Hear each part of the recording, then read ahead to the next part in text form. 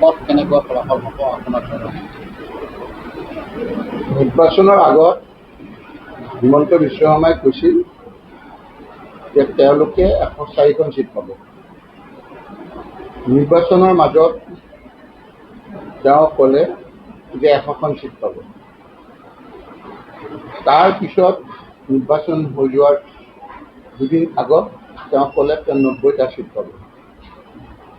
এতিয়া দেখা যায় যে তেওঁলোকৰ মনবিলাক লাহে লাহে বেয়া হৈছে আৰু হিমন্ত বিশ্ব শৰ্মাৰ কাৰণেই উজনি কওক, নামনি কওক, বৰাক কওক, পাহাৰ কওক, BTT এৰিয়া কওক, য'ত কংগ্ৰেছে আৰু কংগ্ৰেছৰ লগত থকা মিত্ৰজোঁটে আশা কৰা নাছিল, আশা নকৰাৰ পিছতো আমি বহুত পোৱাৰ এতিয়া ইংগিত দেখা গৈছে।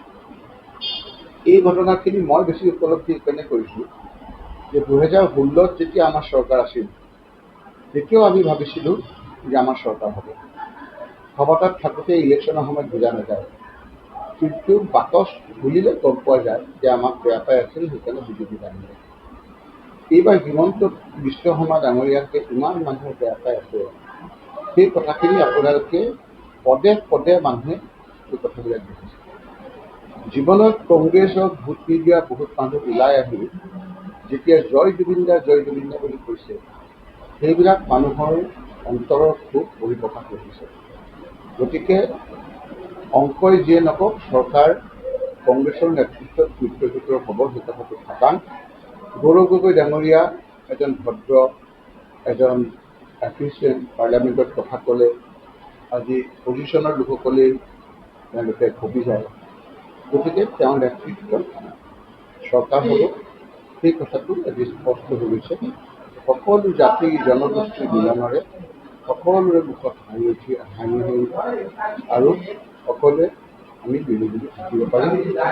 4 তাৰিখত আমি ভাবোঁ যে বিজেপি আৰু তেওঁৰ সহযোগীসকলে এটা বুক থেকেচা খাব আৰু আমাৰ ধুবুৰীৰ মই য'ত বহি আছোঁ এতিয়া এইখিনি গৌৰীপুৰ জানে আপোনালোকে এটা কালচাৰী বৰ বিচিত্ৰ জেগা। তাৰ কাষতে লাগি আছে BTC।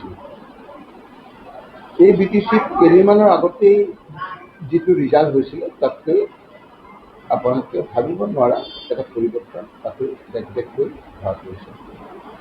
পাহাৰত যদি আপুনি চাই, পাহাৰ মানে মই জিলা কাৰ্বি আংলং কৈছোঁ, তাৰ 5টা চিটৰ ভিতৰত 70% চিট কংগ্ৰেছ আৰু কংগ্ৰেছৰ মিত্ৰজোঁটে পোৱা দেখা নাই।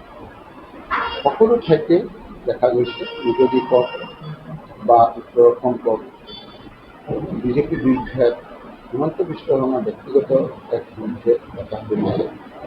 আৰু আপোনালোকে দেখিছে ধুবুৰী লোকসভা সমষ্টিত আজি আপোনালোকে ইয়াত আমাৰ বিধায়ক পাত্ৰ 2জন আছিলে, এতিয়া আপোনালোকে ইয়াত চাব যে 100 ভাগো হ'ব পাৰে বা 100 ভাগৰ 90% আমি